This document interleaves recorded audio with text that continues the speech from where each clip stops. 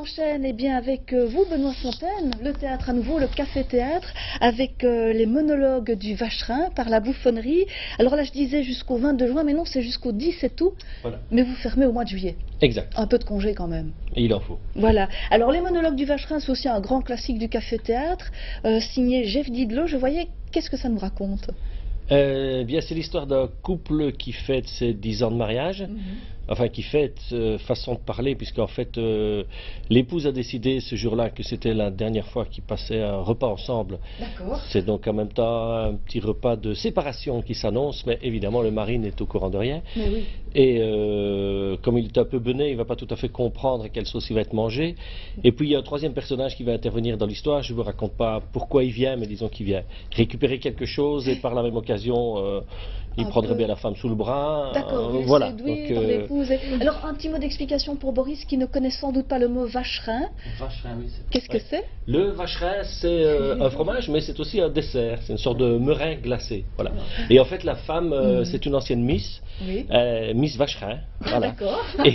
Et donc, comme elle a rencontré son mari lors de l'élection de Miss Vacherin, et bien chaque année, pour leur anniversaire de mariage, ils se font un vacherin. D'accord. Et vacherin, ça sonne un peu comme vacherie aussi. Ça sonne un peu comme vacherie. C'est d'ailleurs une des dernières répliques de la pièce. Si sa Miss Vacherin s'est transformée en Miss Vacherie, Voilà. il n'a qu'à s'en prendre à lui-même. Voilà, parce que quand, Voilà. quand on dit une vacherie à quelqu'un, on lui dit quelque chose qui n'est vraiment pas gentil, pas sympathique. Exact. Et il va y en avoir quelques-unes dans la pièce. Il y en a beaucoup des Il y en pas a beaucoup. sympathiques. On découvre tout de suite un extrait. C'était quoi ce poisson? Du veau. Oh. Allez-y, Sophie, sentez-moi le poro. Maman, moi. Alors toi, ne m'adresse plus jamais la parole. Maman, ça fait 3 ans que j'ai plus touché une carte. Oui, c'est ça.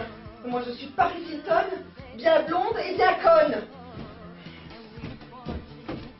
Pour la tête des enfants. C'est bien ce que je pensais. Tu te fous.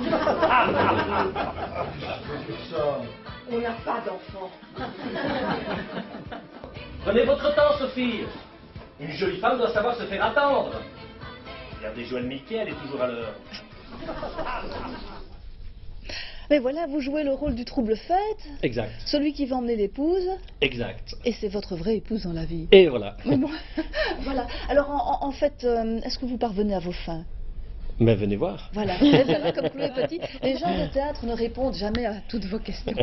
Si, tout ce qui concerne le début de la pièce, Tout ce qui oui, mais concerne le début de la la fin, on va pièce, pas vous d'accord. raconter. En fait, cette pièce, elle a été écrite par un Français, mais elle est un peu adaptée. Oui, elle est écrite par Jeff Didlot, qui n'est pas très connu dans le théâtre parce qu'il a fait énormément de one-man show. Il a écrit beaucoup pour d'autres. Il a écrit beaucoup pour Jacques Martin à la télé à l'époque. Il a écrit plusieurs spectacles de Smaïn, entre autres. Et il a fait très peu de théâtre, mais c'est très amusant cette pièce-ci justement parce qu'on sent que c'est un auteur de one-man show qui a écrit. Et donc c'est le sens de la réplique cinglante, voilà, de la petite phrase qui tue. On a ça énormément. Il nous a fait le plaisir, Jeff, de venir voir notre travail. Voilà, il était très content. Il est venu de Paris, il est voir notre spectacle. Et voilà, il y a d'autres collaborations qui se mettront sans doute en place avec lui. Donc ça c'est très bien. Mais quand je disais que c'était adapté à la liégeoise, c'est parce que j'ai vu l'épouse enfiler une vareuse du Standard. Voilà, Jeff exactement. Didlot n'y avait pas pensé. On parle du Standard. Ça, évidemment, on a transformé le 10 Zidane de l'équipe de France en Décamargo du Standard, puisque tout le monde sait que le numéro 10 au Standard, c'est évidemment Décamargo il y a quelques vous années. Ça, Chloé Petit? Bah, absolument pas. Non. Bon. Et vous, Boris, vous avez... Je suis très grand fan de C'est vrai? Standard. Vous êtes un fan du Standard? Et mais- de KV Oostende. D'accord, vous êtes un fan du Standard, mais il faut venir plus souvent alors, c'est très Oui, bien. j'ai essayé, mais c'était annulé le match. Donc, Pas de chance. Pas de Voilà. chance. Un jour peut-être pour ouvrir un match, un concert de Hong Kong Dong. Ah oui. Ça nous changera un petit peu. pas. Hein. Oui, oui, oui. Vous pouvez écrire l'hymne du Standard Ah oui. peut-être. Oui. Voilà. En tout cas, Corny. appelez-le. Le Standard est universel, hein, manifestement. Oui, déjà, nous, ça fait une dizaine de spectacles qu'on a déjà créés à la bouffonnerie. Et je pense qu'on a déjà placé 2-3 fois le Standard dans nos spectacles. Ça fait toujours bien rire. Ça passe toujours bien. Voilà, on est quand même dans l'humour bien liégeois à la bouffonnerie, donc on ne peut pas passer à côté du Standard, du verre de bière et du gros giron liégeois, de Bien temps en sûr, temps. bien sûr. On n'en a pas entendu dans les extraits. Hein, donc Non, mais non, c'est plus soft les c'est plus extraits. soft. Voilà. Ça va. La bouffonnerie, c'est un café-théâtre, c'est un lieu lieu aussi, on déguste, on dîne, on soupe, en fait, je le dis à la française ou à la belge, Oui. juste avant le spectacle. C'est comme ça que ça se passe. Même pendant le spectacle. Même pendant. Vous dites un café-théâtre, moi je ne sais toujours pas ce qu'est la bouffonnerie en fait, parce que D'accord. dans mon esprit, dans l'esprit de beaucoup de monde, je pense, un café-théâtre c'est un lieu où on va manger un petit quelque chose et regarder un spectacle. Voilà. Et je vais le plus souvent possible dans les cafés-théâtres à Paris avec ma femme, j'ai jamais eu l'occasion de bien manger dans un café-théâtre. Voilà. Ici, c'est encore Nous, notre formule. on a mis fortement l'accent sur la qualité de la nourriture. Voilà. D'accord. Et on a deux formules différentes. La formule de la semaine où on a le repas, le plat du jour et puis le spectacle. Mhm. Pour la modique somme de 25 €, et le vendredi samedi où c'est un menu de 3 services et le spectacle. Et donc là, ça veut dire Pendant. que Ah oui. voilà, vous avez l'entrée, puis la première partie du spectacle, et puis le plat, la deuxième Ah, partie voilà. du spectacle. Oui, Et la oui. spécificité de la bouffonnerie, c'est que tout est dans un même lieu. Donc on quitte pas, on change pas de lieu, on sort pas d'une atmosphère. Voilà. On mange, on a terminé de manger, les comédiens viennent vous Et débarrasser, chaque on tourne sa spectacle chaise. se coupe très bien en trois Ouais. parties. Oui. Oui. Ben, c'est un des critères aussi. Il y a beaucoup de critères pour choisir une pièce à la bouffonnerie.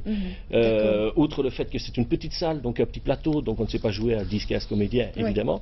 Il y a aussi la durée qui est très importante. Oui. Et puis vous jouez aussi sur de doubles distributions. Voilà. Vous êtes toujours en scène. Moi, je suis toujours en scène parce que comme je suis là tous les soirs, si je ne suis pas en scène, je dois aller faire la plonge. Donc je Vous avez préfère choisi jouer. vos rôles. Voilà. Alors qu'en général, les autres comédiens ont le rôle dédoublé. Donc dans ce spectacle-ci, par exemple, ma femme partage le rôle avec Valérie François, et puis il y a Alain Weber ou Michel Box qui se partagent le rôle du mari un peu con, et ils le font très bien. D'accord, voilà. Et bon, vous n'avez pas voulu nous parler de la fin du spectacle, mais le pauvre mari, malgré tout, il s'en sort, quoi. Vous n'allez pas l'assassiner, enfin, ça ne tombe pas au drame. Bon, il y a toujours moyen de rebondir dans la vie, même de situations très difficiles. D'accord, on Voilà. imagine. Alors, puis avec Benoît Fontaine, direction la Bouffonnerie, rue Haute-Saunière à Liège, pour ce spectacle qui est donc les monologues du Vacherin, un dessert pas toujours agréable à déguster, manifestement. Et donc vous nous dites, vous fermez le mois de juillet. On ferme le mois de juillet, on clôture la saison avec ce spectacle-ci pour lequel on s'amuse vraiment beaucoup.